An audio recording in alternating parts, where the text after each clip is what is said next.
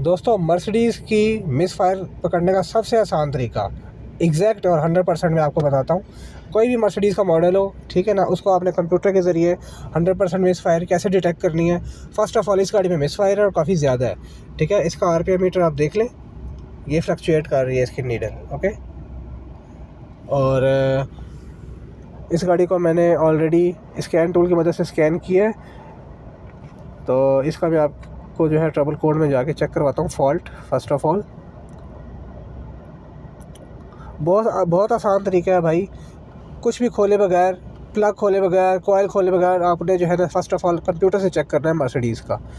दूसरी गाड़ियों का भी होता है, लेकिन मर्सिडीज़ का मैं 100% आपको बता रहा हूँ। यहाँ पे एक्टिव में combustor miss firing of cylinder 1, यहाँ पे जो 1 नंबर सिलेंडर की मिस फायरिंग है वो एक्टिव में आ रही है, ठीक है ना।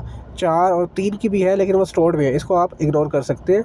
लेकिन जो एक्टिव वाला है वो सिलेंडर 1 है। तो चलते हैं लाइव डाटा की तरफ। लाइव डाटा खोल के इंजन आउटपुट में जाना है आपने। इंजन आउटपुट में फॉल्ट काउंटर में अब कोई भी सिलेंडर का फॉल्ट होगा ना, वो यहाँ पे जो है शो कर देगा। अभी सिलेंडर 1 की मिस फायरिंग है, तो यहाँ पे जो इसकी रीडिंग है वो रेड है, ओके। तो नंबर 1 सिलेंडर का जो है ना, आप बाहर जाके चेक करें कि इसके कॉइल में इशू है या प्लग में इशू है या इंजेक्टर में इशू है।